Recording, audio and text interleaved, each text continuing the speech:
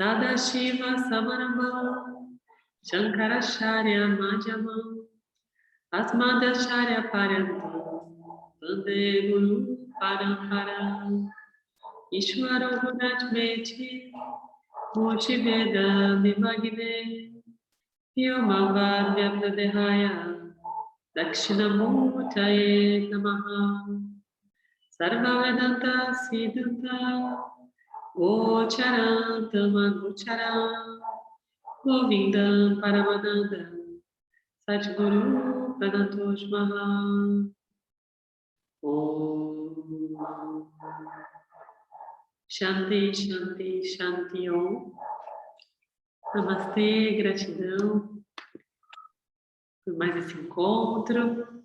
A gente dá continuidade a essa investigação da essência da iluminação. Eu convido vocês a acompanharem. Estamos no capítulo 11, na página 175 do livro impresso. Paramos, então, no último capítulo. Os objetos desse mundo, nesse mundo, às vezes são bons e às vezes não. Mas a verdade é sempre boa. Você pode contar com isso porque ela é você. Você, o verdadeiro você, é sempre amado por você. Sabemos que você é o bem supremo porque tudo que você faz, pensa e sente é por sua própria causa. Alguns dizem que não amam a si mesmos ou que amam mais os outros, mas isso só é verdade porque lhes agrada pensar assim. Tais declarações só seriam impressionantes se os outros, entre aspas, realmente existissem além da crença dos outros. Você é a verdade. Você é tudo que existe. Você só pode contar com você mesmo. Satyam também significa real ou realidade. Precisamos dizer isso para negar a experiência. Qualquer coisa que muda não é real. Essa é uma afirmação desafiadora, porque significa que todas as experiências que eu valorizo, busco, não são mais do que experiências de sonho. Ou seja, não é real. Deixa eu ver aqui. Você não precisa necessariamente de todas essas palavras, a menos que você precise de todas essas palavras. Praticar o conhecimento yoga é contemplar contínua e profundamente os ensinamentos, discriminando o real do aparente e de momento a momento. Agarrar o significado de uma palavra é tão bom quanto agarrar o significado de tudo. Nós fornecemos muitos, porque a ignorância toma muitas formas e é muito inteligente. É um gato com 9 vidas. Não quer morrer. Você precisa estar bem armado para vencer a batalha. Outro indicador importante é a palavra purna. Purna significa completo. Isso significa que você está cheio. Por que usamos essa palavra? Porque não é assim que nos sentimos. Sentimos-nos incompletos, porque ignoramos a realidade. Vou pedir aqui para a Fer, não estou conseguindo ativar o seu mudo, Fer. Tá com interferência aqui. Aí, deu certo. Gratidão. Então, existe inclusive o mantra que a gente canta no final, né? Que fala sobre sermos completos, que é o Purnamada. E aqui ele está dizendo, então, existe essa palavra, por quê? Porque a gente precisa estar lembrando disso, né? Exercitar a lembrança de que somos completos. Por quê? Quem arrisca dizer? Por que a gente tem que exercitar essa lembrança?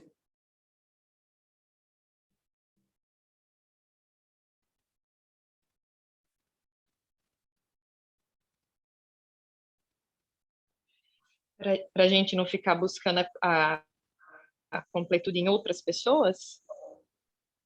Repete, por favor, Amanda, para a gente não ficar buscando. A completude em outra pessoa? Não só em outra pessoa, mas em outros objetos de uma maneira geral, né? Porque às vezes a gente É busca verdade. completude no conhecimento,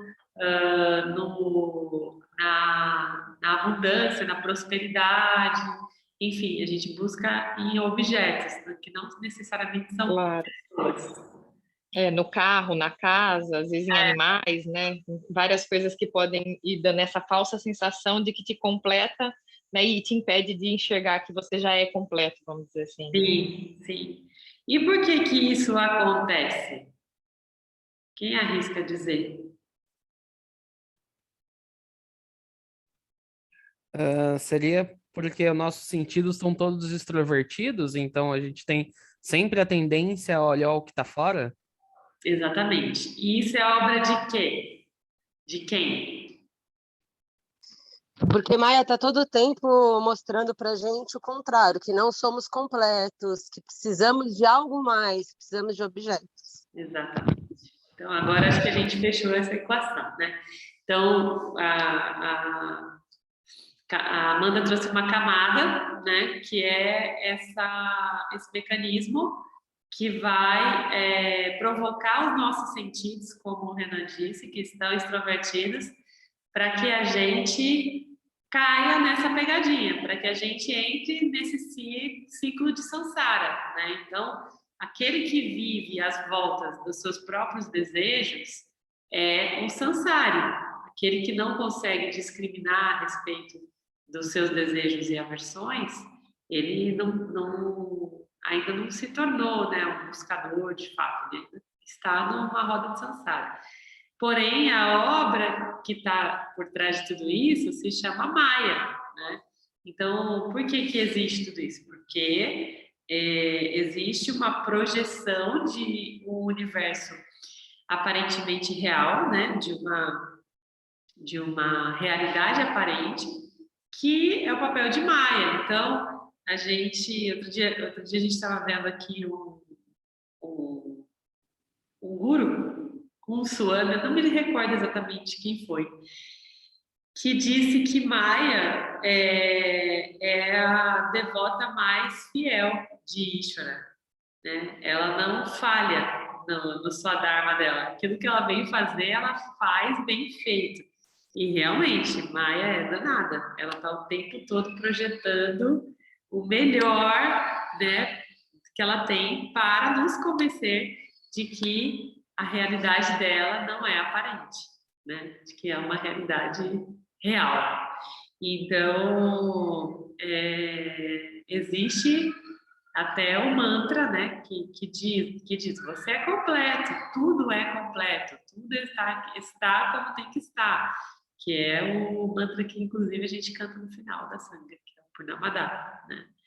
Porque não nos sentimos. Então, porque não é assim que nos sentimos, como o Renan bem diz, porque os nossos sentidos, que nos faz sentir, estão projetados de outra maneira, de forma extrovertida, tá? Porque a gente insiste em ignorar a verdade, que somos completos, ok? Então, o mundo espiritual é particularmente obcecado com a ideia de vazio, legitimado e popularizado por séculos de pensamento budista. Baseia-se em um tipo particular de experiência espiritual, que revela a insubstancialidade dos objetos. Se você se sente desiludido e desapontado porque a vida falhou em corresponder às suas expectativas, Vedanta revela o fato de que aquele que vê o vazio é, na verdade, a plenitude em si. O sentido de incompletude e vazio, que é apenas um sentimento e não a verdade, impulsiona nosso karma.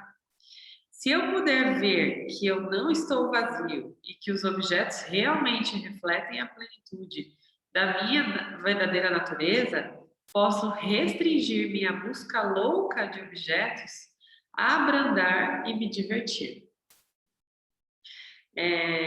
Acho que eu já tinha falado isso algumas vezes aqui, né? Que no começo da investigação do Vedanta, a gente se sente um tanto sem graça, fala, nossa, acho que perdeu toda a graça, né? Onde eu via sentido, deixei de ver e tal. Mas com o tempo e com discriminação, a gente passa a ver graça, essa graça e essa beleza dessa projeção, sabe? E eu, por exemplo, olho certas coisas quando, obviamente, eu estou em estado de contemplação e de discriminação, que também não é sempre, né? Que todos nós temos os nossos momentos de ignorância, e eu consigo rir de certas coisas, falar, caramba, essa Maia é danadinha mesmo, né? Olha só que perfeita. E sabendo que isso também é obra de Ishvara, né? É tudo criação, é tudo... são faces diferentes do Criador. E mesmo quando as situações chegam em forma de sofrimento, hoje é tão nítido que só toma a forma de sofrimento se reverbera num padrão de ignorância, né? No nosso padrão de ignorância. Então, a gente só sofre quando determinadas lições chegam para a gente e não encontram eco, não conseguem ecoar por conta da nossa ignorância que é refratária, né? A verdades verdadeiras. E eu hoje vejo e eu me divirto muitas vezes. Eu acho, caramba, que pegadinha, né? Que Maia tá brincando de esconde-esconde com a gente, né? De repente ela se apresenta aí disfarçadamente, a gente nem percebe, de repente parece que ela sumiu, mas não sumiu de verdade, né? É uma loucura. Mas é bonito também. Eu consigo ver beleza nisso hoje, sabe? Contemplar essa situação toda, sem tanto sofrimento.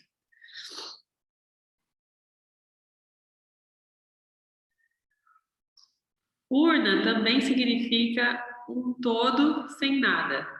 Você é uma plenitude que não é composta de partes. A maioria de nós pensa que somos uma assembleia de partes. Corpo, mente, sentidos, mente subconsciente, etc. Eu, né, etc. E juntamente com o nosso conhecimento da impermanência no mundo dos objetos, estamos propensos a imaginar que estamos sempre caindo separados. Eu tenho que me recompor, pensamos. Você não tem que obter nada juntos, exceto seu pensamento. Você só precisa olhar e ver que você já é um todo sem nada. Então, nós somos completos, independente de qualquer parte, né? Nós já estamos aqui completos. Nossa completude é uma verdade. E todo o resto é uma ilusão. Quando a gente tem qualquer sentido de completude, nós estamos iludidos com nossos sentidos que trazem essa ilusão, né, pra gente. Essa ideia falsa. Outra palavra para você é Kaivalya. Kaivalya significa perfeito. Como o mundo dos objetos nunca é visto como perfeitamente alinhado com o que queremos, estamos sempre tentando aperfeiçoá-lo. Porque nos sentimos errados e pecaminosos, estamos sempre tentando nos aperfeiçoar. É um esforço inútil, porque a realidade é perfeita em todos os sentidos, mesmo o que parece ser imperfeito. O mundo em constante mudança é realmente perfeito, não só porque é o eu, mas porque nos leva à descoberta da nossa perfeição inata. Olha que incrível, né? E é interessante que eu percebo um movimento que leva algumas pessoas a sentirem culpa por não terem percebido certas coisas em outros tempos, né? especialmente nos processos de experiência com as medicinas da floresta, expansão de consciência com a ayahuasca, é muito comum ver pessoas se lamentando, tipo, poxa, eu poderia ter promovido isso antes, ou como é que eu não vi isso acontecer, como é que eu não percebi que isso estava presente na minha vida antes, né? E isso é uma grande ilusão, porque esse tal aperfeiçoamento que a gente diz que está buscando, ele sempre vai ser do tamanho da nossa consciência, da nossa capacidade discriminativa, né? Então, a gente vai acessando certas ideias, certas percepções, à medida que a nossa mente está se expandindo para perceber, né? E certas coisas a gente não tem acesso, né? A percepção. Mesma coisa, por exemplo, de eu contar uma piada envolvendo personagens de uma série de adultos para uma criança. Ela não vai entender, porque ela não assiste aquela série, né? Então, nós não vamos entender certos sentidos de certas piadas, porque, no fim das contas, é tudo uma piada de Maia, né? Se a gente não estiver acompanhando aquela série, se a gente não estiver vivendo aquela realidade com aqueles personagens. E então é natural que a piada ela venha na medida da nossa capacidade de desvendar, né? E é sempre assim, e é sempre perfeito. Então, achar que nós somos incompletos, o que precisamos muito nos aprimorar, é uma grande ilusão, porque o que importa é só o agora, né? Então, o que importa é o que a gente está escolhendo fazer agora. Da mesma maneira que estamos escolhendo, por exemplo, nos reunir, nos encontrar por aqui para acompanhar a essência da fundação, tem outras infinitas pessoas no mundo fazendo outras escolhas. E essas escolhas estão proporcionais à capacidade discriminativa de cada um. É simples assim, né? Existem pessoas melhores ou piores nessa jornada? Não. Está todo mundo sendo o que é, né? Se apropriando da sua natureza e sendo levado, arrastado para o seu flow, para a sua fluidez natural, né? E é só o que é. Então, o que nos frustra é a gente querer criar um padrão, ter uma expectativa de percepção, né, de certas coisas que ainda não estão ao nosso alcance. E deixar de perceber outras que estão, porque quando a gente projeta, quando a gente deseja, a gente está deixando de perceber coisas que estão ali, ó, bem na nossa frente, para tentar apreciar outras que ainda não estão ao nosso alcance, né? Então, perceber esse movimento natural é importante para a nossa vida. A gente está sempre se projetando também e se colocando ou nesse lugar de vítima, de capacidade, ou num outro lugar de superioridade, né, de comparação, são os dois polos que são enganosos, né? São cilada. Diga, Fê. Mas, na verdade, não é um pouco desesperador você pensar assim, nossa, eu tenho tanta coisa para aprender, assim, e a gente está só no começo, por exemplo, da essência da iluminação, e fala, e se eu morrer amanhã? E se amanhã acabar e eu nem cheguei no final? Eu tinha tanta coisa para aprender ainda. Não torna um pouco, não é frustrante, um pouco desesperador você saber que você tem tanta coisa para aprender, que você estava numa escuridão tão grande, a hora que você começa a ver a luz, começa a despertar, e fala, ai meu Deus, e se eu morrer agora e não terminar esse despertar? É um pouco desesperador, não é? Depende da ótica, Fer, porque assim, dentro do Vedanta, nós temos antes do Vedanta, nós temos os Vedas, né? E dentro dos Vedas, a gente tem a astrologia védica, por exemplo, que tá junto, anda junto ali com a Ayurveda, e outros Vedas, né? E a astrologia védica, por exemplo, ela afirma que a gente pode ter mais de 300 mil vidas.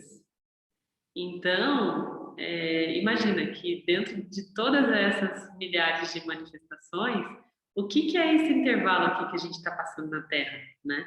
Comparado com tudo isso. Então, acho que tudo vai do nosso referencial. Aqui, por exemplo, o que é unânime, né? As linhagens de estudo do Vedanta, dependente da abordagem, né? Tem pelo menos 3 abordagens diferentes do Vedanta. Mas independente da abordagem, eles são unânimes de dizer que quando a gente chega, se aproxima, tem acesso ao Vedanta, nós estamos sendo agraciados com o começo do fim de uma jornada, né? Então, isso por si já é uma grande bênção. A Essência da Iluminação, por exemplo, é um livro de cabeceira que a gente pode ler incontáveis vezes. E ele vai ser sempre atual e sempre inesgotável em termos de abordagem. Então, eu posso dizer isso porque eu estou lendo, acho que pela 5ª vez, né, o Essência. E cada hora a minha mente aponta para um trecho diferente, sabe? E aí me chama a atenção um lugar diferente do Essência. Então, isso me diz que realmente é inesgotável. Assim como o livro inicial do Vedanta, a escritura, né? A escritura oficial, que é o Bhagavad Gita, é um estudo infinito. É para você ficar vidas e vidas, entende? Estudando, até obter a graça de Ishvara para se liberar desse ciclo reencarnatório, né? Então, sim, quando a gente pensa como jiva, como indivíduo, dá aquela coisinha assim, aquela ansiedade, né? Do tipo, nossa, será que eu estou fazendo essa sadhana, né? Esse exercício diário o suficiente daquilo que eu poderia fazer? Estou sendo tudo que eu poderia ser nessa encarnação, nessa experiência? E para alcançar o que eu preciso alcançar, eu acho que é uma tendência, assim, a gente pensar isso. Só que quando a gente relativiza isso, olhando para essas outras camadas, né, de realidade, aí eu penso, pô, andei pra caramba, porque eu consegui nessa vida, né, ainda se for olhar em termos de idade, né, eu ainda estou no meio do caminho e teria pelo menos a minha idade pela frente, tenho pelo menos a minha idade pela frente naturalmente, né? Pode ser que a qualquer momento Ishvara queira interromper meu ciclo, né? E fechar essa jornada, encerrar essa jornada. Mas, em tese, eu tenho tempo aí pela frente para estudar todos os dias, para ter contato com as escrituras, né? Então, eu acho que a gente merece pensar sobre todos esses aspectos, sabe? Para não ficar tão focado naquilo que a gente acha que está faltando, né? Hoje mesmo eu estava vendo, eu vou até desafiar vocês, que eu estava vendo o desafio na internet e eu achei o máximo, porque tem tudo a ver com Vedanta. Deixa eu ver, vocês conseguem aparecer no vídeo para eu olhar vocês, todo mundo? Tem gente que não está muito em condição de aparecer, né? A Gabi, por exemplo, nem colocou o vídeo dela, falou que está com Covid. Tudo bem, Gabi, eu te dou uma colher de chá, tá bom? Você está com Covid. Mas eu queria que vocês olhassem, observassem a mão de vocês. Escolhe uma mão e observa, começa a observar, olha para a parte do dorso da mão. E começa a observar cada marca que essa mão tem. Tem gente que carrega uma cicatriz na mão. Eu, por exemplo, tenho uma cicatriz no dedo anelar da mão direita, de quando eu era pequenininha. Aí eu olho para essa cicatriz, eu lembro de algumas coisas, eu olho para as marcas, né, das dobrinhas, das juntas, olho para o estado da minha pele aqui do dorso da minha mão e olho para as minhas unhas. Eu tô com esmalte, mas eu também consigo enxergar o contorno da unha, independente do esmalte, ver aqui a minha cutícula. E quando a gente olha para essa mão, e eu pergunto para vocês, quantos dedos você tem? Qual que é a resposta? Sem pensar muito, hein? 10. Quem mais? O Renan tá mostrando 5, Renan? É assim, vem 5 porque você tá olhando pra mão, mas instantaneamente você fala 20, né? Você fala 20? É, vem na minha cabeça assim, eu vou falar 5, mas aí vem, não, 20, né? Vem nessa cabeça de falar 5. Quem mais vem na cabeça É. de falar 5? Levanta a mão. Não, Na minha quando vez de fala, falar 5. a minha sempre vem 10, Thaís. Na sua vez, veio A 10. minha foi 5, A não. minha veio 5 também. Minha vez 5 também. Veio 5 também. É. Então, é a mesma coisa do que a Fer acabou de falar, sabe? Tudo vai da camada do que você está observando. Então, quando você olha para esses 5 dedos, a tendência é que você só enxergue os 5 dedos que você tem, né? Mas na verdade você tem 20, de fato. São 5 são 10 da mão, né? 5 de cada mão e 5 de cada pé.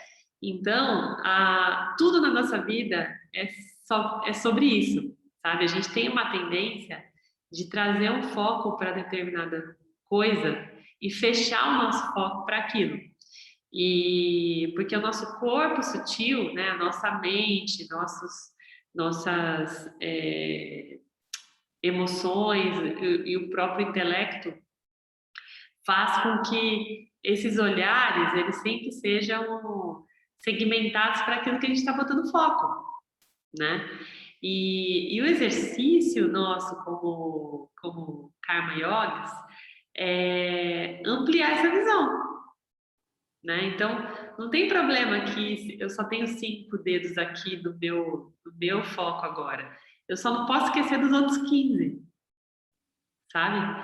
Então, no dia a dia, a gente não tem mais permissão de esquecer das outras camadas que a gente já está entendendo que existem, sabe? Porque se a gente se dá essa permissão de esquecer, a gente entra no lugar de ignorância e automaticamente de sofrimento. Eu posso dizer isso porque eu vivi isso recentemente, de fechar o meu foco em determinada questão, em determinado problema e não conseguir enxergar as outras coisas e precisar sofrer para entender e para ampliar o foco de novo, sabe? Entendendo que tinha outras coisas para analisar. Então, nós temos uma tendência natural de sermos levados para os 5 dedos, de sermos levados para uma observação rasa das coisas, que vem através dos nossos órgãos de sentido, que nos mostram com superficialidade uma realidade que não é real. Então, eu gosto de trazer assim alguns gatilhos, e eu acho que esse é um bom exemplo. Toda vez que vocês se verem desses dilemas, sabe? Lembra dessa história dos 5 dedos. Lembra, não, eu tenho outros 15, eu tenho outras infinitas possibilidades, na verdade, para conduzir a minha realidade, né? Existem alguns autores que falam que existem 7 maneiras de se enxergar uma mesma coisa. E muitas vezes a gente insiste em uma só maneira. E a gente acha que a nossa maneira é uma verdade absoluta. E aí, quando começa a dar ruim com todas as nossas relações, com a gente mesmo, com a nossa relação conosco mesmo, porque a gente se fecha e não nos permite enxergar as outras infinitas possibilidades, sabe? E então é sobre isso que a gente precisa olhar e se abrir. Diga, Amanda. Oi, Thaís. Então, eu também me vejo, direto caindo nessas pegadinhas mesmo. E tem alguma coisa que o Vedanta traz para a gente conseguir. Porque tem hora que eu vejo que eu tô quase caindo e eu tô tentando me convencer que não, e aí, tipo, o campo tá tentando me convencer que e daqui a pouco eu já tô acreditando que é. E assim, tipo, tem alguma coisa que dá para eu fazer antes de eu cair, alguma dica que ele dá, tipo, porque tem hora que a gente cai que nem Olha, percebe, mas tem hora que eu tô percebendo que eu tô indo e, tipo, parece que eu tô me puxando de volta e aí a cabeça vai levando você sem que você tenha controle, sabe? sim. Eu vou dizer o que eu acredito que foi o que eu fiz para retomar o estado discriminativo, assim, quando eu saí desse estado discriminativo, passei uns dias fora de um estado discriminativo e eu segui o que o próprio Vedanta fala e o que a nossa linhagem que a gente segue aqui de discriminação diz que a palavra eles resumem em sadhana, que é o exercício diário, né? Então existem várias formas de se praticar, mas a ideia é que essa prática seja diária. Então existem algumas afirmações que a gente faz que se chamam Mahavakyas, que são afirmações da verdade. E uma delas se chama Aham Brahmasmi, que significa que Deus habita em mim, que eu sou uma parte de Deus, né? Que eu sou Deus, portanto. Então, existem pessoas que todos os dias pegam um japamala e fazem Aham Brahmasmi 108 vezes de manhã, na hora que acorda. Né? Eu não faço a Aham Brahmasmi. Tem várias pessoas que fazem e funciona. Mas eu faço a sadhana do Kriya Yoga, que é também uma outra forma de percepção de luz, som e vibração. E que essa potência, né, faz com que a gente se lembre também de outra maneira que somos deuses, que somos completos, que somos, né, a manifestação do divino na Terra. Então, eu vi uma frase hoje muito bonita, assim, que eu vou tentar levar também, que eu acho que faz sentido, pode ajudar, na verdade. Que ele fala que se você não vê Deus em tudo, você não vê Deus. E aí foi uma frase que me tocou muito, assim, aí tinha vários rostos, assim, de várias etnias, né, depois eu mando lá no grupo, e aí é real, é como se você tivesse em situações onde você para de ver Deus, talvez, né, no outro, e aí você tem que começar a trazer você de volta para entender que o outro é Deus, que você é Deus, que tudo é amor, que tudo, e é realmente uma tarefa muito difícil, eu me vejo, assim, hoje mesmo é uma luta sobre isso. diária, né? Estava conversando com um amigo que é devoto de Krishna e ele está passando por uma situação muito difícil e eu falei para ele, isso é Krishna. Aí ele falou, né? Eu falei, se você não consegue enxergar Krishna nisso, então você está tendo uma dificuldade de se relacionar com Krishna, porque isso também é Krishna, né? Independente de ser algo, e se é algo difícil para a gente, é porque a gente está tornando difícil, porque a gente não está conseguindo enxergar Krishna ali, né? O divino ali. E é isso mesmo, a gente tem uma tendência enorme de rejeitar aquilo que não é confortável e não enxergar o divino naquilo que não é belo, entre aspas, porque tudo né? E é quando, eu acho que é quando pega em alguma ferida nossa, não é, Thaís? Não sei, pelo menos aqui eu tô nessa investigação, assim, e eu percebo que a minha visão muda. Eu começo a enxergar outra coisa, parece que eu saio de um plano e eu vou para outro plano, e eu não enxergo mais no mesmo plano. A sensação que eu tenho é que eu mudei de dimensão mesmo.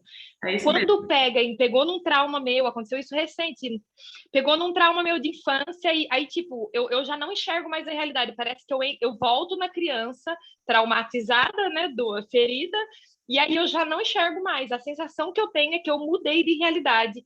E aí nada do que era real para mim antes, tudo que eu acreditava antes, daí eu fico completamente perdida, porque um dia eu tô achando uma coisa, daqui a pouco eu tô achando outra, e aí a minha cabeça fica tentando me levar, né? Mas qual que era real? Era o de antes ou era de agora? Qual que é a realidade que eu tenho que me manter, sabe? Realmente bem desafiador essa jornada, né? Dessa compreensão. O nosso corpo sutil, ele está sempre nos arrastando para uma visão curva e tendenciosa, né? De acordo com o que vem gravado nele. Então, os traumas, essas dores emocionais, elas estão tudo gravadas no corpo sutil.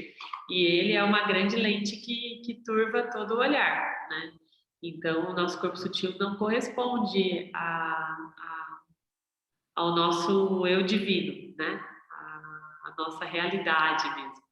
E aí a gente tem que olhar, ele é um objeto para a gente, o corpo sutil, né? Então a gente precisa discriminar e enxergar por que ele o poder que ele tem, né? De manipular essa visão do campo, né? Claro. É como se a gente ligasse o modo defesa, né? A gente liga o modo defesa e aí começa a não enxergar mais Deus no outro. Pelo menos aqui no meu processo eu sinto que é isso. Porque tá doendo em você, então acabou Deus no outro. Tá doendo em você, modo defesa total. E aí eu entro no modo fuga, eu entro no modo repelência, tudo. E aí eu tô nessa luta investigativa, né? Tentando entender onde despertou, por que despertou e como eu dissolvo, porque vai despertar outras vezes. Enquanto eu não dissolver tirar a imagem de que o errado é quem está ferindo e não da ferida, né? Eu preciso resolver a ferida e parar de apontar quem está me ferindo, porque na verdade, como a gente sempre aprende aqui, não existe o outro, né? Não. Mas enfim, é isso. Obrigada mesmo. Pratique a sadhana. Escolha qual que é a sadhana que combina com você. Tem várias. Se você quiser fazer Você me manda alguma coisa depois lá no WhatsApp, lá no grupo? Não sei se mais pessoas querem também, mas eu vou praticar diariamente. Tem várias pessoas perguntando sobre a iniciação do CRIA, vai ter agora em fevereiro, quem tiver interesse. Depois a gente fala lá no grupo. Tá bom? Tem várias formas de fazer. Sim. E a Gabi? Tá bom, gratidão. Gratidão. Diga, Gabi.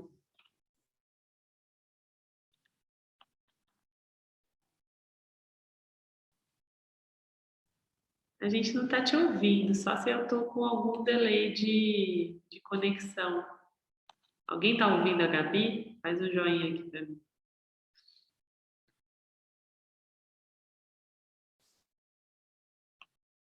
Não?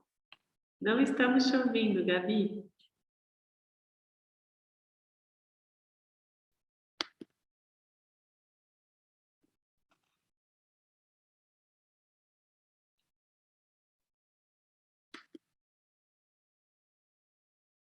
E olha que louco, seu microfone está aparecendo para mim aberto aqui, só que a gente não te ouve. Vou ativar o mudo para você e você tenta desativar.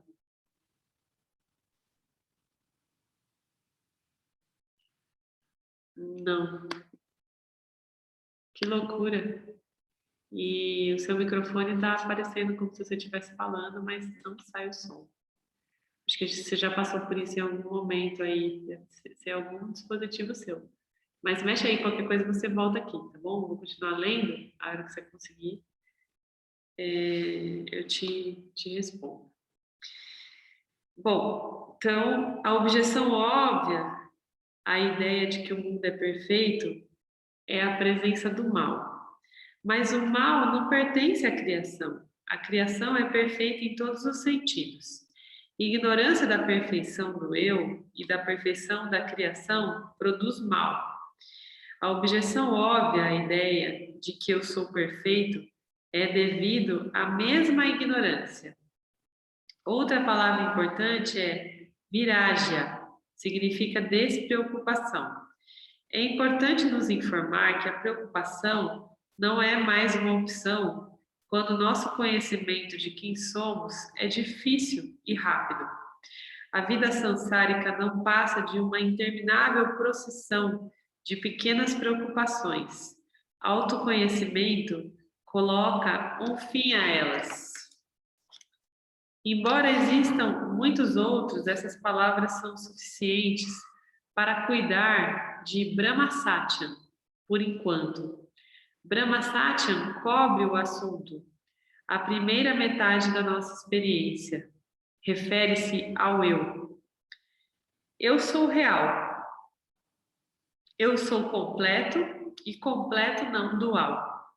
Eu testemunho o experienciador e suas experiências. Então, Brahma Satyam, vocês lembram, né, que a gente começou falando lá no capítulo 11, que foi semana passada, o mantra inteiro, né? Deixa eu ver onde que está aqui, que é Brahma Satyam, Jagamityam.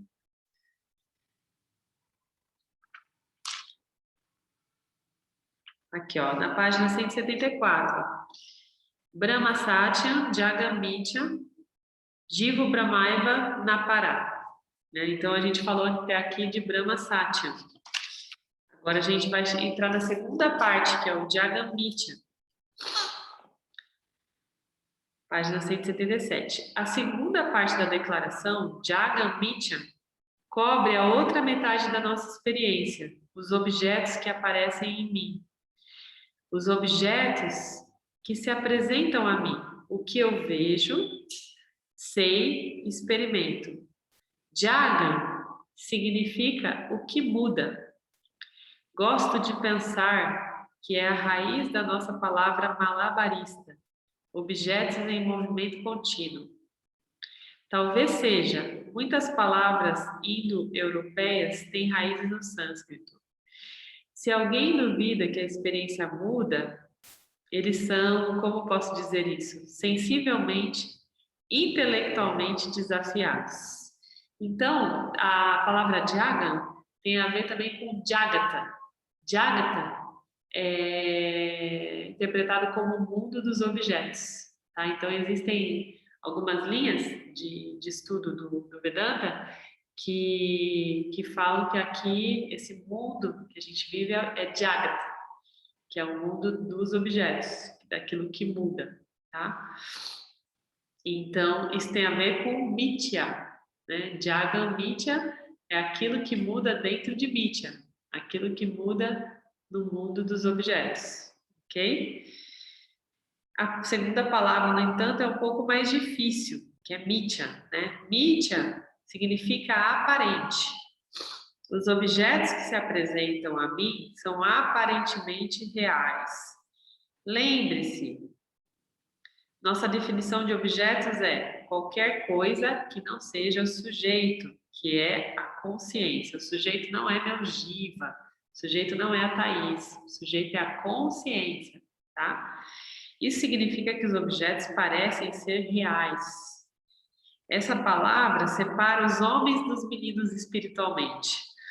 Os ensinamentos modernos encontram-se firmemente no acampamento dos meninos, porque eles tendem a demitir o mundo inteiramente, enquanto estranhamente se dirigem a pessoas inexistentes que estão em um mundo inexistente.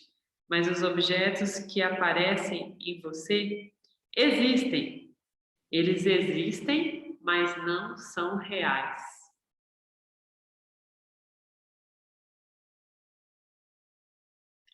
Esse é o desafio, né, gente? Saber que os objetos existem, mas não são reais. Será que a Amanda não, a Gabi consegue falar agora, Gabi?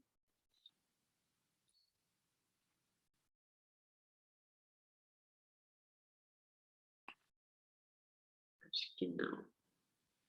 Bom, então vamos continuando aqui.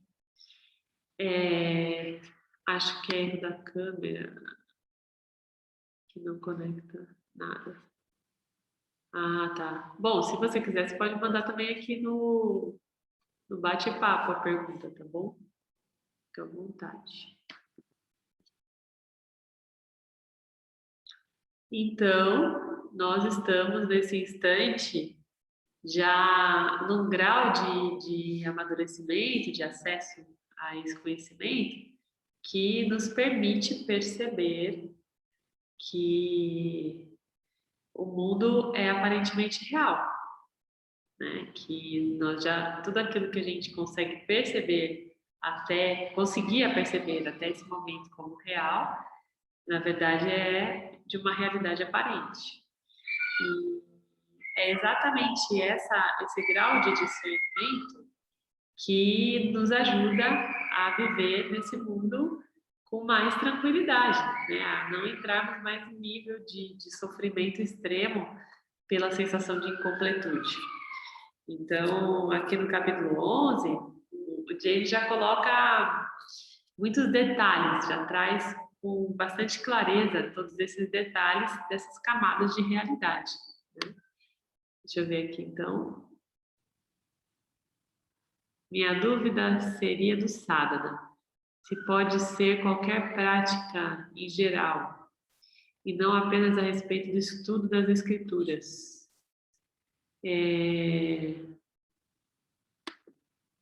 Sim, pode ser qualquer prática que te ajude a lembrar que você é o ser. Então, por exemplo, o Kriya Yoga, a prática do Kriya não tem um estudo, não está atrelada a um estudo do Vedanta. É apenas uma prática de respiração, de concentração, de meditação, né? Que são os pranayamas que a gente pratica. Existe também práticas vinculadas a Bhakti Yoga, são as práticas de devoção, né? A gente faz também aqui, que são as torres dos mantras. A gente entra às 6:30 da manhã todo dia na Torre dos Mantras e acompanha os mantras de Krishna, né? Com o pessoal do templo do Hare Krishna. E porque para a gente também traz uma oxigenação, uma lembrança, né, dessa conexão com o divino. Então, cada um vai escolher a sadhana que mais te preenche, né, que mais traz alegria, que mais traz conexão. Preenche é um tanto complexo de se dizer, né, porque dá a impressão que, de novo, a gente volta para aquela senso de incompletude, mas que te relembra, que mais te relembra sobre você ser o ser, porque isso naturalmente traz mais energia para se permanecer nesse lugar discriminativo, né? Eu gosto bastante de acompanhar as torres dos mantras e quem quiser também entrar na torre pode avisar a gente pode apresentar lá para a comunidade que promove, né? Então tudo vai daquilo que você se identifica mais. Tem gente que se identifica bastante. Eu, por exemplo, me identifico muito com o conhecimento, com o Jnana Yoga, né? Então, eu passo horas e horas ouvindo ou lendo sobre o conhecimento do Vedantino com muito prazer. Eu gosto muito. Tem gente que já não, que já gosta mais de variar com outras coisas, né? Eu acabo experimentando vários tipos de sadhana porque eu acho que isso é importante para eu ter a oportunidade mesmo de entender o que combina mais aí com o meu momento. O objeto, ainda bem que não é real. Um pedaço da lâmpada caiu aqui no chão agora. Então, a gente vai se identificando, depende do momento também. Tem um momento que a gente está mais devocional, tem um momento que a gente está mais racional, né? E então esse autoconhecimento é que vai ditando aquilo que combina mais com a gente, mas não necessariamente as escrituras precisam ser vistas o tempo todo. Ideal é que de alguma maneira você se conecte às escrituras diariamente. Sim, tá? Ideal, mas nem sempre é possível. Então, cada um vai encontrar a sua maneira de se manter vigilante, eu diria, né? Acho que a palavra é essa, se manter vigilante para não cair nas ciladas de Maia. Bom? Então, continuando aqui, A impermanência dos objetos é apenas um problema se você acredita que precisa de um objeto para a felicidade e espera que a felicidade dure. Por quê? Porque é um fato triste, ou talvez não seja tão triste se a ausência de algo que você abomina o faz feliz, é que nenhuma experiência de um objeto dura. Então, aqui ele está falando também não só do apego, mas da aversão, né? Se a ausência de algo que você abomina faz feliz, a bela criação dura muito tempo. Então, você poderia dizer que é relativamente real com referência à vida de givas individuais, mas não é absolutamente real, porque ele chega ao fim um belo dia. Em qualquer caso, a criação não é um problema. Os objetos criados por ignorância são um problema. Esses objetos são seus vassalas. É fácil entender que eles não são reais, porque eles mudam de momento a momento. Objetos sutis e brutos não têm valor intrínseco. O valor é adicionado por seus vassalas. Então, por exemplo, se eu mostro para vocês esse objeto aqui, tem gente que não vai ter ideia do que é, né? E não vai dar valor. Eu, por exemplo, se perco esse daqui, já sei que eu vou ficar sem trabalhar, porque é o carregador do meu notebook, né? E aí, de vez em quando, ele some aqui em casa, eu fico maluca procurando por ele.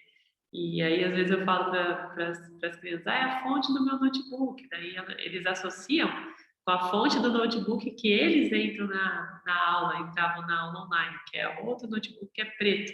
Aí, eles nunca acham o que é branco, porque para eles não é uma fonte de notebook, porque é branco e não é preto, né? Então, é um exemplo muito básico, só para ilustrar o quanto cada objeto tem o significado que a gente dá, né?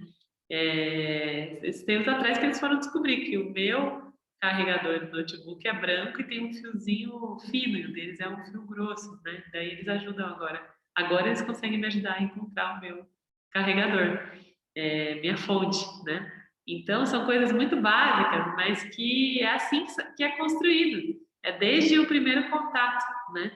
O que a gente dá de significado para os objetos. E assim é para objetos inanimados, assim é para objetos animados, né? Tais como pessoas, animais, vegetais, né? Tudo aquilo que tem vida. Então, é a gente que vai dando esse significado, né? Assim é com tudo que a gente se relaciona, tá? São os nossos vássanas que vão sempre determinar isso. E os nossos vássanas, eles estão gravados no nosso corpo sutil e eles vêm do corpo causal. Eles estão sempre trocando energia. Então, a gente está se comunicando com o todo através dos nossos vássanas. Porque se a gente é manifestação divina, os nossos vássanas também são manifestações divinas, da imperfeição, né?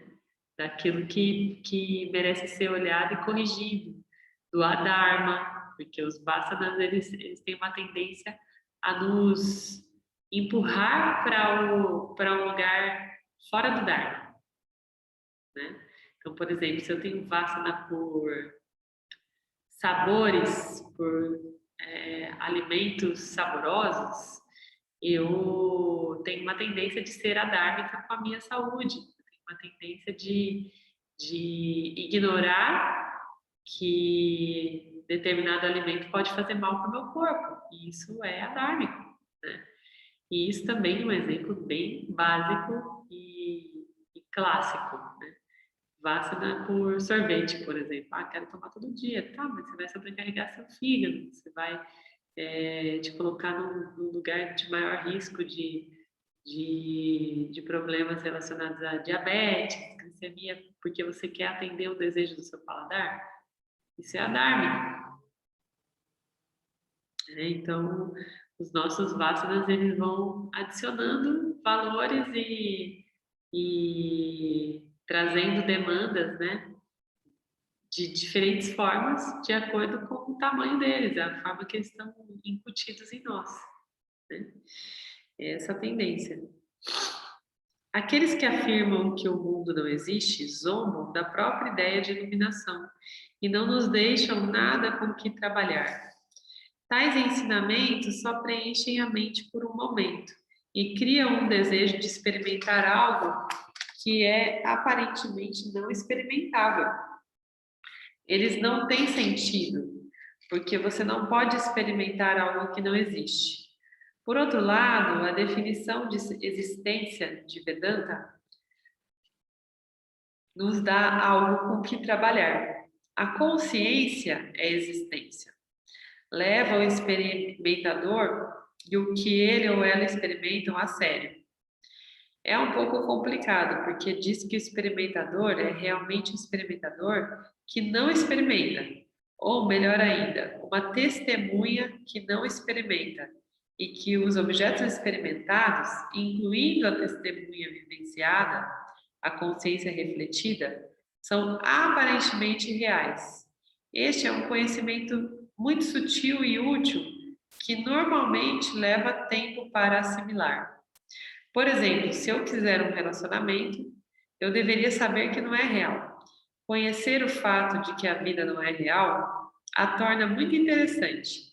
Ela me deixa desfrutar sem esperar que ela me satisfaça. Se você vê um filme e se identifica com o herói que recebe a menina e faz 1 milhão, você está muito feliz. Mas quando o show acabar, você não espera ser rico em amor e dinheiro quando chegar em casa. Se eu quiser um objeto que acredito me fazer feliz, eu posso persegui-lo. Ou não persegui-lo em tudo. Eu só busco objetos porque eu acho que eles são reais. Conhecer o significado de aparente esclarece minha relação com os objetos. Também é um conhecimento muito útil, porque se você sabe que a pessoa que você pensa que é não é uma pessoa real, você pode parar de levar-se tão a sério.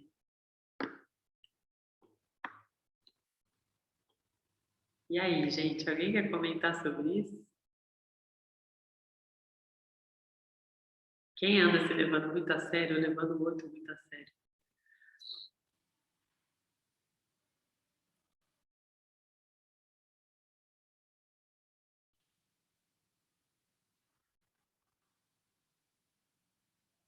Ninguém tem nada a dizer?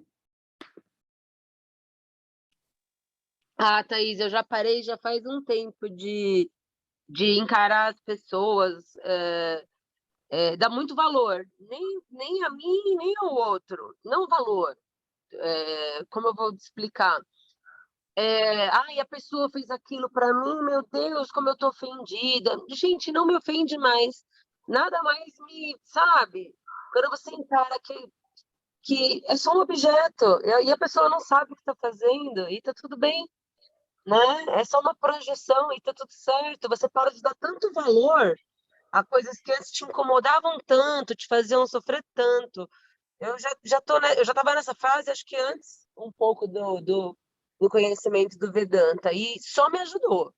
O Vedanta só aumentou isso tudo bem, a pessoa está no momento dela, ela tá tentando me ofender, tá tentando me magoar, tá tentando me ferir e não vai conseguir. É só não deixar, não dar o valor, né? O real valor é aquilo, é um ser, é uma consciência, é uma alma que está ali, né? E eu também sou uma alma que estou aqui em aprendizado, lutando com os meus vasanas, com as minhas coisas. E ele também é um problema dele. Como eu encaro o que ele faz, que vai ter valor. Tem o verdadeiro valor como você encara as outras pessoas, né? Eu acho que é isso. É isso mesmo. A gente tem uma tendência de interpretar tudo de acordo com o nosso conjunto de vasanas, né? Então, o nosso conjunto de vasanas vai configurar o cenário e a lente, né, que vai fazer a gente enxergar as coisas do mundo. Então, é em vão a gente achar que a gente conhece outra pessoa, a outra pessoa, né? Que a gente pode interpretar as ações dela, porque a gente não pode, uma vez que a gente coloca as ações dela dentro do nosso filtro para olhar, a gente já criou uma distorção. Não tem como a gente entender de fato quais foram as motivações e todos os fatores, né, que estão por trás da ação. Porque essas ações do outro foram motivadas pelo conjunto de vasanas dele. E quando você tenta encaixar isso dentro do seu conjunto de vasanas, não fica igual, sabe? É a mesma coisa que você pegar, por exemplo, uma roupa emprestada da Surama e achar que ela vai ficar em mim tão bem quanto fica nela, sendo que eu sou quase o dobro do tamanho da Su, né? Não vai ficar igual. Então, assim é com os nossos. É a mesma coisa ao contrário, né? Assim, colocar um vestido meu achando que vai ficar perfeito nela e vai arrastar no chão, ela vai ter problema para carregar o vestido, porque a gente não tem o mesmo formato, né, de corpo. E da mesma maneira é o nosso corpo sutil, a gente tem formatos muito distintos. O nosso corpo sutil ele vai se moldando aos nossos vasanas, aquilo que a gente vai experienciando. E não adianta. Quando você tenta projetar isso no outro, você vai distorcer a realidade do outro, naturalmente, não tem como não fazer isso, sabe? Porque a sua lente sempre vai ser distinta à lente do outro, porque o seu corpo sutil sempre vai ser distinto ao outro corpo sutil. E aí a gente fica apegado nas nossas verdades e levando tudo muito a sério, né? Às vezes a gente precisa dar uma risada e descontrair, desapegar um pouco dessa rigidez toda, porque as motivações e modus operandi do outro muitas vezes muito distante das nossas motivações e do nosso modus operandi. E quando a gente acha que a gente pode mudar, a gente torna tudo muito rígido, né? Então, o excesso de rigidez não deixa as coisas fluírem. Quando a gente consegue encontrar esse meio do caminho, aí sim a gente consegue o flow que a gente sempre espera, né? Porque flow é movimento e estrutura, movimento e estrutura. Só que quando a gente cria muita estrutura, a gente impede o movimento. E quando a gente deixa muito movimento sem estrutura, aí fica caótico também, porque não tem organização, né? Então, a estrutura são os nossos próprios vasanas. Só que essa estrutura ela não pode ser tão rígida que o movimento não aconteça, né? Então, encontrar esse caminho, essa dose é importante. A gente não pode se levar tão a sério, nem levar as atitudes do outro tão a sério. A gente entender que existe sempre um meio do caminho para ser buscado de ambas as partes. E que o outro pode não ter disposição de fazer isso, então só cabe a mim fazer a minha parte, né?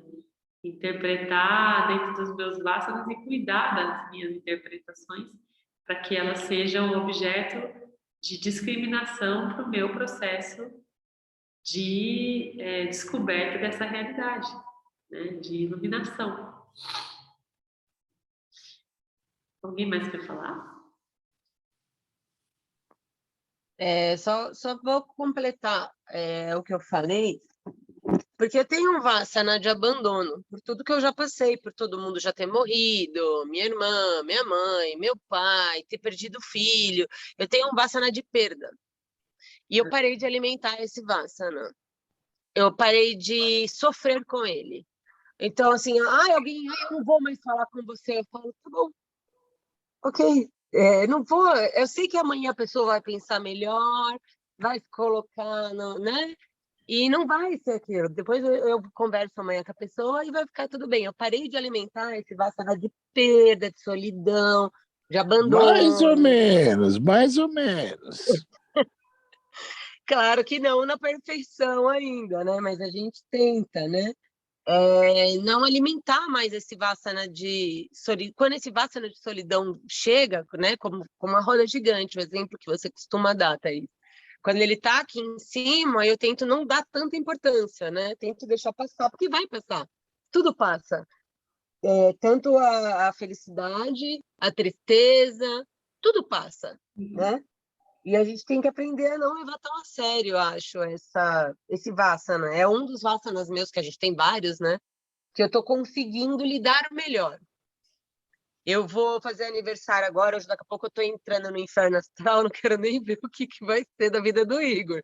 Mas a gente dá um jeito. Pessoal da Arca, me ajudem, tá? Preciso ter paciência e força no coração. Ai, esses infernos astrais.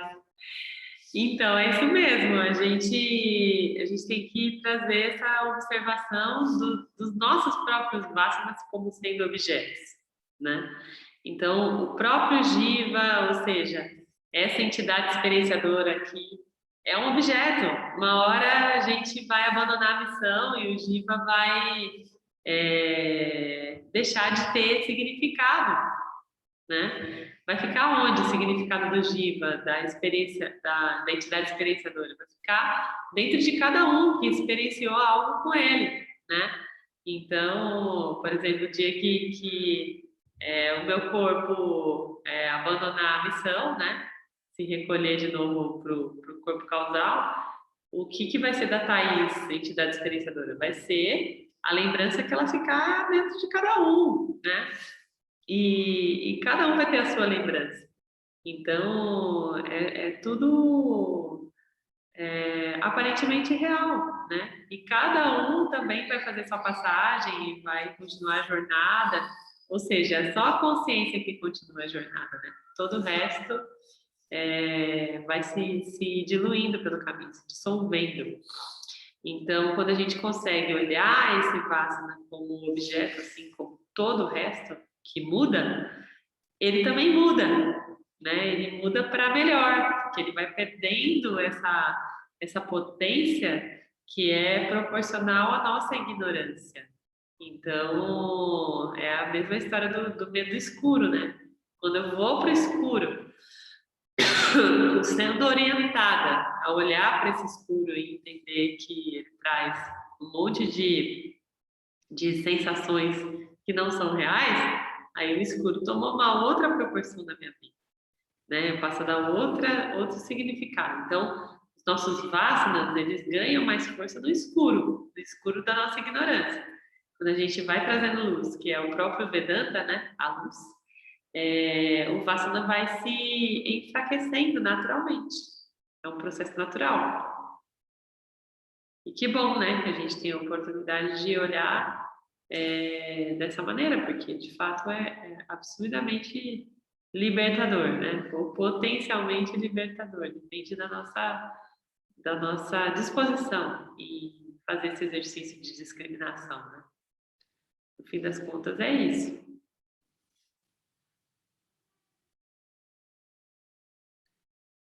Não dualidade não significa igualdade. Vedanta oferece muitas ilustrações da relação do self e dos objetos.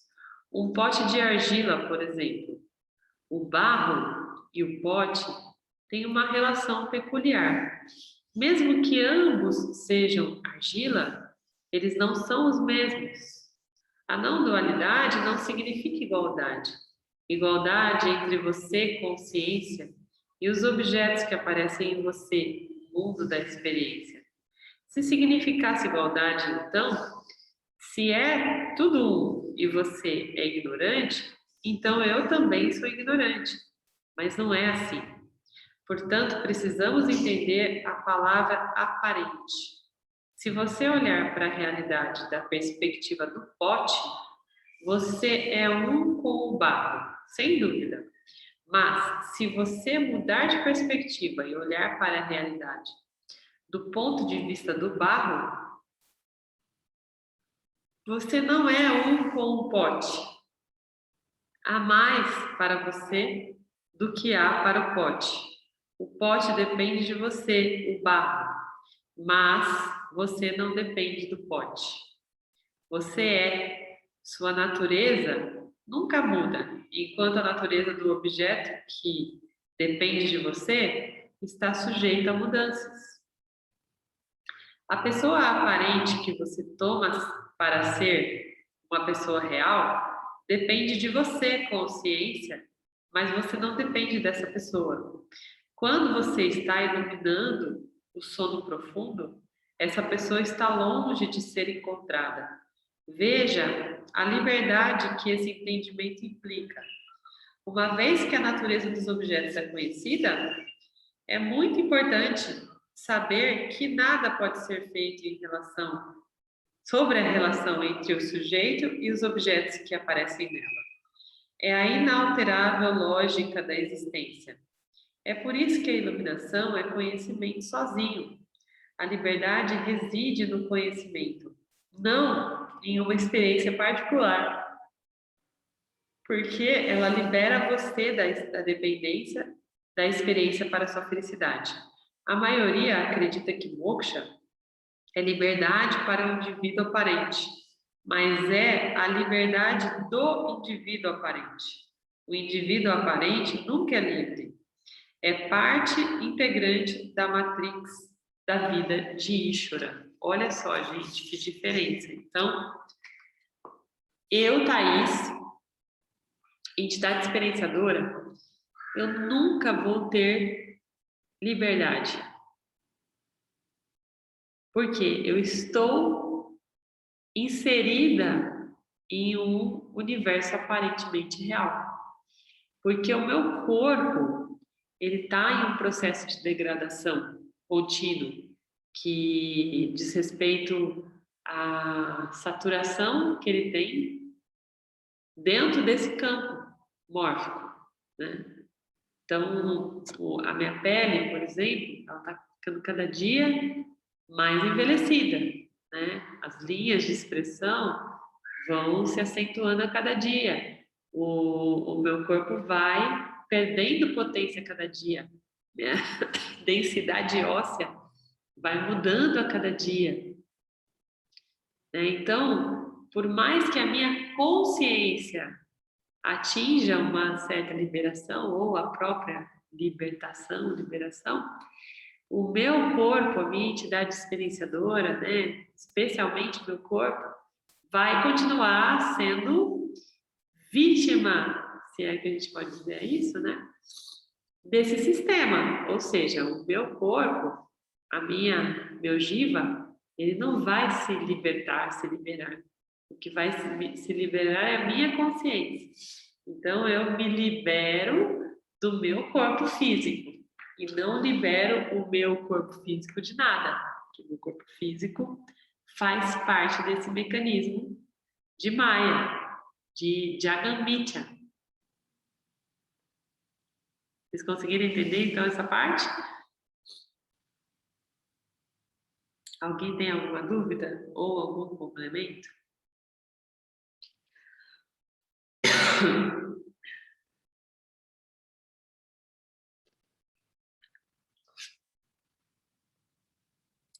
Acho que vocês estão pegando um tranco ainda, né, no começo do ano, porque tá todo mundo tão quieto.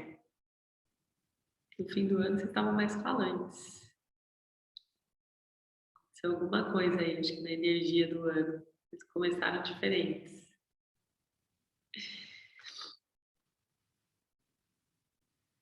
Bom, então eu vou ler aqui o último parágrafo para a gente encerrar. Se você olhar a realidade da perspectiva do indivíduo, você se encontrará em um mundo de fluxo constante. Você vai mudar constantemente. Você vai achar que é necessário reinventar-se uma e outra vez. Mas você nunca pode se tornar livre. Você será sempre dependente da consciência para a sua existência e objetos para a sua felicidade. Não há nada de errado com eles, especialmente se você entender e aceitar Ishvara. Porque mesmo que você ainda tomar-se por uma pessoa, você vai ficar mais ou menos livre de estresse. Se você tomar-se como sendo indivíduo e você não entender e aceitar Ishvara como seu chefe, você vai acreditar que você precisa de objetos impermanentes para completar a si mesmo. E, consequentemente, você vai sofrer. Você sofrerá porque, na ausência do conhecimento de Ishvara, a dor permanece no comando. Ser um fazedor é o problema. Embora o desejo de ser livre seja necessário para iniciar seu inquérito, não reconhecer e tomar uma posição em sua verdadeira natureza é o maior sofrimento.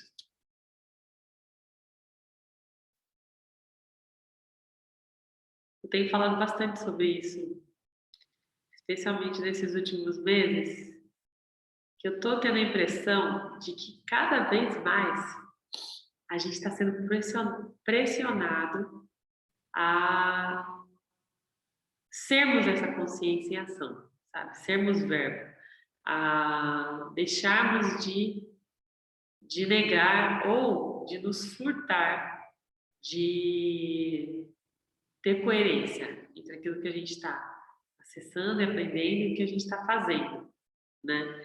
Então, é sobre isso, né? Sobre reconhecer e tomar uma posição da nossa verdadeira natureza. E o sofrimento, em razão disso, está sendo cada vez maior. Então, parece que todo esse mecanismo ele está nos pressionando a sentarmos nesse lugar da consciência e assumirmos essa nossa real natureza, né? Eu tenho sentido isso. Várias pessoas têm trazido aflições e sofrimentos e processos e mais processos que eu tenho sentido que tem esse pano de fundo, sabe? De uma pressão para a gente assumir a nossa real natureza e parar de resistir, parar de tentar agradar, de tentar ser aceito, né? Entendendo, nos vestindo da nossa verdadeira identidade. Eu sinto isso cada vez mais forte. Parece que é um chamado de um levante, de um posicionamento coletivo, sabe? E que muita gente está sofrendo por medo de se posicionar e de assumir a sua real natureza. Conta aí, Renan. E daí, desse penúltimo parágrafo que a gente leu sobre a liberdade, que através de a maioria acredita que moksha é a liberdade para o indivíduo aparente, mas é a liberdade do indivíduo aparente. Hoje, na verdade, ontem eu estava pensando muito sobre a questão de livre-arbítrio. Até onde vai o nosso livre-arbítrio, né? Será que ele realmente é livre-arbítrio mesmo de cabo a rabo? E caberia nessa passagem, nessa parte, essa questão que, assim, se a gente pensar no livre-arbítrio do indivíduo aparente, ele realmente nunca vai ser livre. Agora, se a gente pensar na plena consciência, aí sim, ele realmente tem o real livre-arbítrio de poder tomar a decisão que for, porque ele é plena consciência. Poderia encaixar essa interpretação? Sim, eu diria que o arbítrio não é livre, uma vez que esse processo de arbitragem sempre vai passar pelo filtro dos vássanas, quando a gente fala do Jiva, né? Então, quando a gente vai arbitrar sobre a nossa vida, a gente vai, na verdade, fazer uma escolha que parece livre, mas que não é livre por si, porque toda escolha do Jiva vai necessariamente passar pelo filtro dos vássanas, né? Então, eu hoje não acredito mais em livre-arbítrio. Eu acho que existe um condicionamento aí muito grande dos vássanas que não nos permite que se seja de fato livre esse arbítrio, tá? E aí, qual que era a segunda parte mesmo que você falou? Então, até que a gente tem... E se a plena consciência, ela realmente tem esse livre-arbítrio ou não? Porque, assim, ela não toma realmente decisão, né? Ela é e pronto, né? Então, e aí o Vedanta diz que a decisão última é a decisão pela liberação, é moksha, Uhum. né? Então, eu acho que eu concordo, eu acho que a verdadeira decisão do verdadeiro livre-arbítrio é escolher moksha, é escolher a liberação disso tudo. Uhum. E isso é a consciência que faz, né?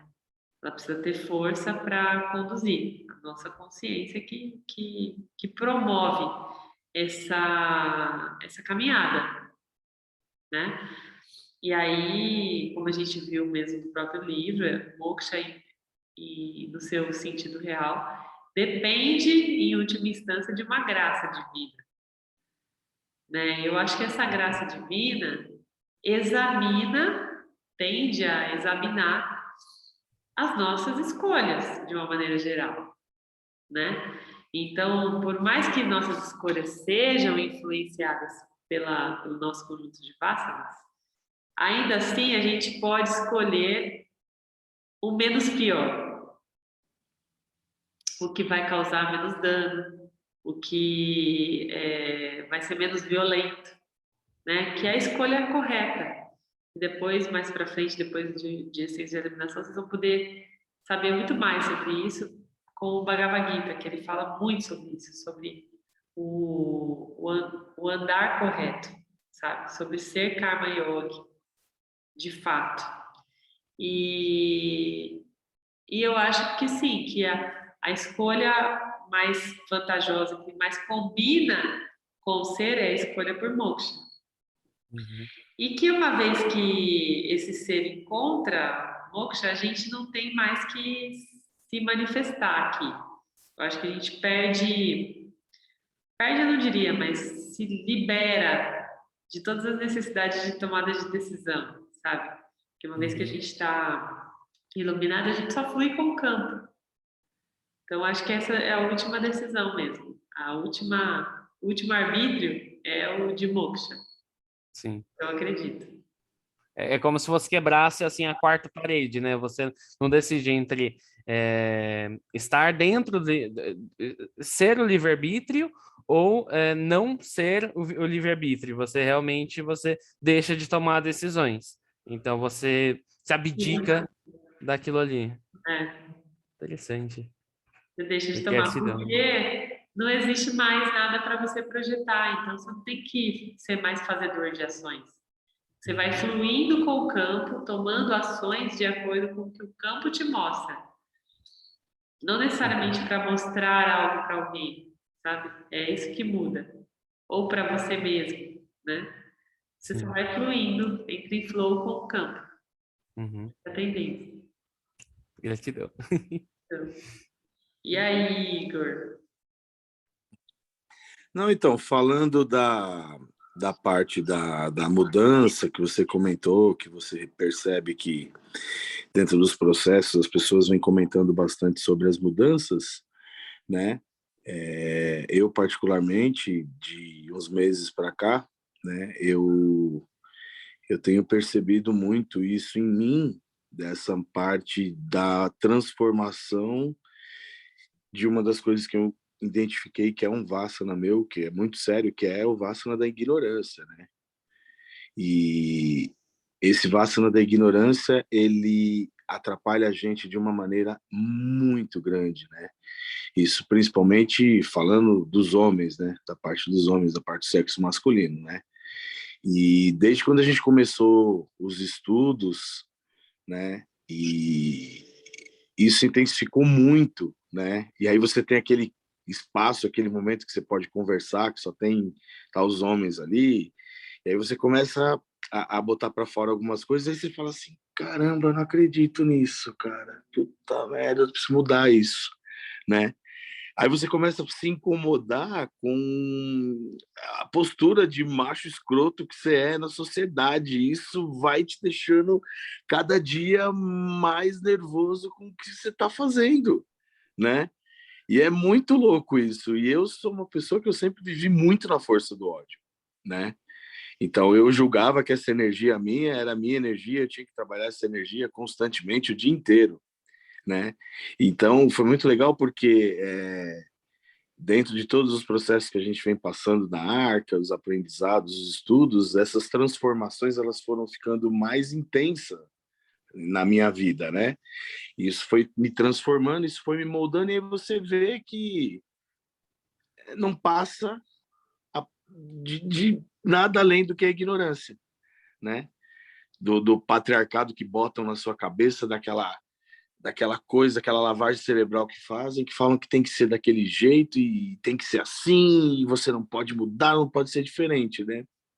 Então, é muito legal quando a gente vê, né, dentro de todo um ano difícil que a gente teve, né, essas mudanças tão evidentes, assim, né? Eu até brinco com a Paty e com a Tatê que, né, a transformação ela foi muito grande porque eu fico muito tempo perto das meninas, né, e conversa, e fala, e brinca, e dá risada, né, então toda essa transformação ela acontece, só que só basta a gente querer fazer, né, as escrituras ajudam, os estudos ajudam, tudo, mas eu acho que a principal mudança ela tem que partir da gente, né, do interno da gente, né, e cada pancada, cada porrada que você toma nos processos, nos rituais e tal, eu falei, puta, agora tem que mudar mesmo, né? Então, assim, para mim, a transformação, ela veio e, para mim, esse processo da ignorância, ele, em 2022, eu já vi que eu não tenho é, é, essa eu não posso errar mais com isso esse ano, né? Então eu me policio, eu comecei o ano já me policiando constantemente por conta de tudo. Eu saio de manhã, sem fechar o vidro do carro, não abro o vidro, ou ligo o som no alto, aí escuto Shiva, escuto Ponto de Exu, aí escuto o caminho é amor. Eu falei, pô, tá certo, agora tá legal, agora tá legal. Então, cada um usa as ferramentas que tem, né? Então, tá seguindo. Isso é a sua sadhana, né? Quando você fala que você sai todo dia, tem o seu trajeto e vai ouvindo as músicas, é uma forma de sadhana também.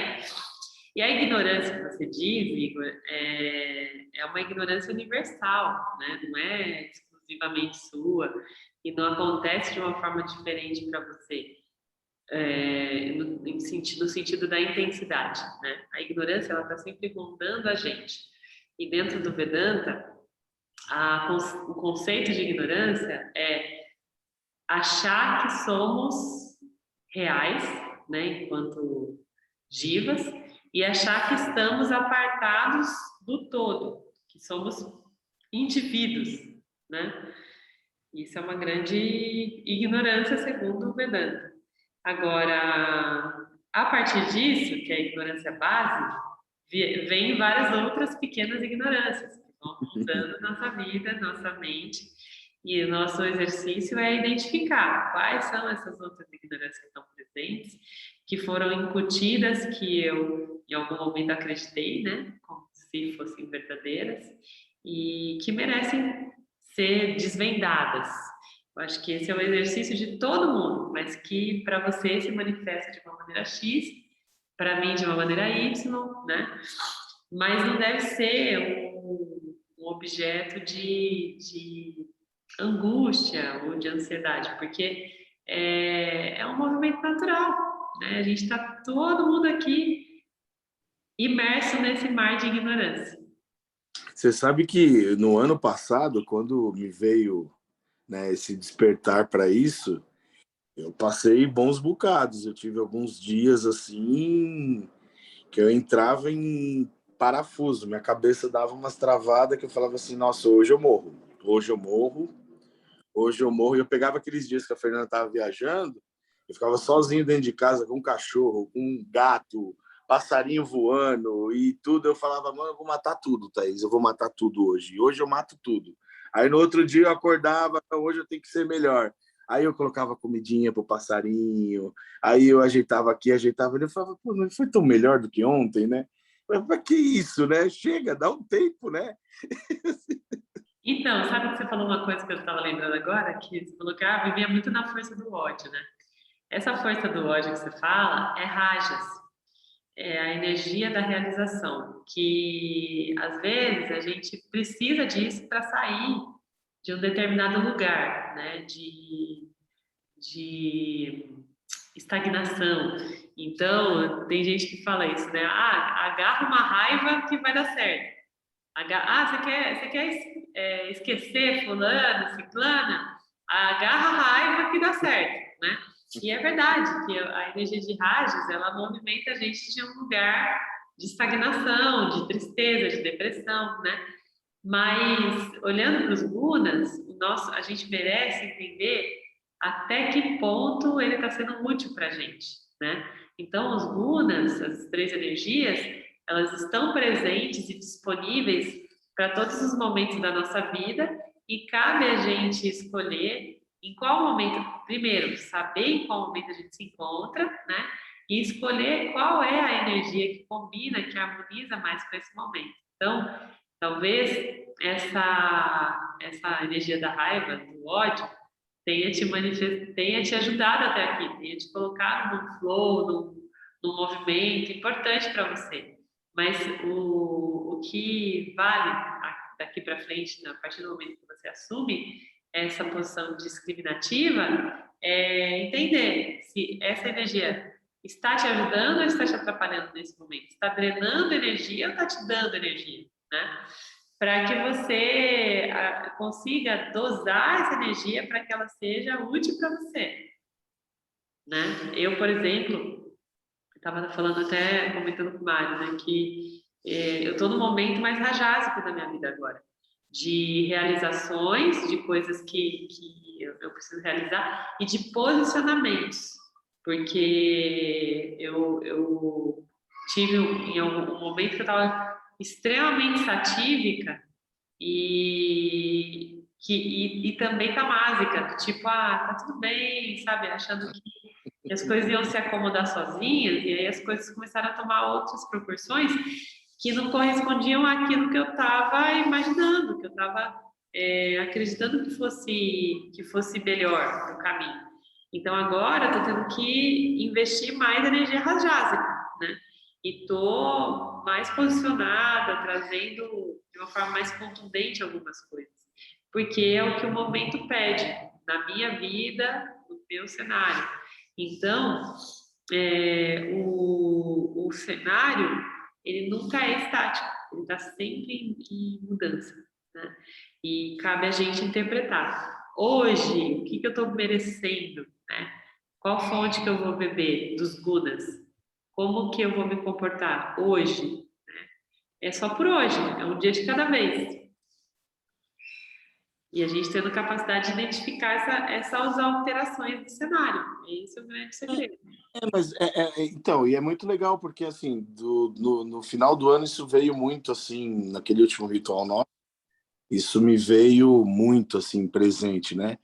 E foi uma mistura de sentimento que eu até lembro que eu até me emocionei na hora, porque assim, eu vi que é uma energia que ela é indispensável para mim. Só que da maneira que eu estava utilizando, era uma maneira totalmente desprezível, porque eu usava e não usava, então eu não dominava a energia, né? Então, a partir do momento que eu aprendi a lidar com essa energia, a dominar essa energia e ter ela nas minhas mãos, foi onde eu consegui, né, enxergar várias coisas e seguir, né, para vários caminhos, que é igual você falou, né, do exemplo, né, do ditado, né, do ódio. Então, assim, quando você sabe usar, você está usando com inteligência, né, e dentro daquela necessidade ali, né. Então, assim, eu vejo que agora eu utilizo de uma maneira útil, não utilizo mais de uma maneira, né, avulsa ali, né. Então, isso para mim me deixa muito feliz e isso eu tenho conseguido lidar já nesse começo de ano, então para mim está sendo fantástico.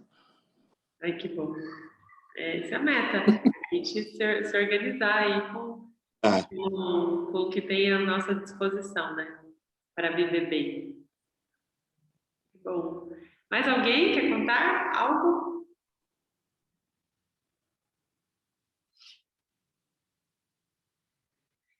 Bom, então, a gente parou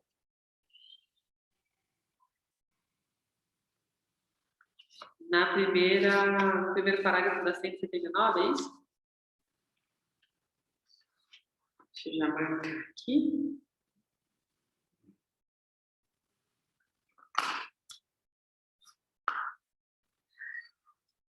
Eu já acabei de subir a sanga da semana passada, tá? Já vou deixar gravada essa aqui também, vou subir.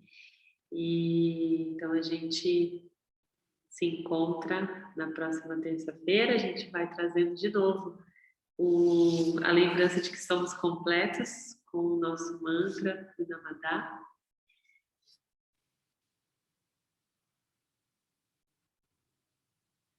Om Purnamada Purnamidam Purnamudachyate Purnasya Purnamadaya Purnameva Vashishyate. Om Shanti Shanti Shanti. Gratidão a todos por mais essa companhia.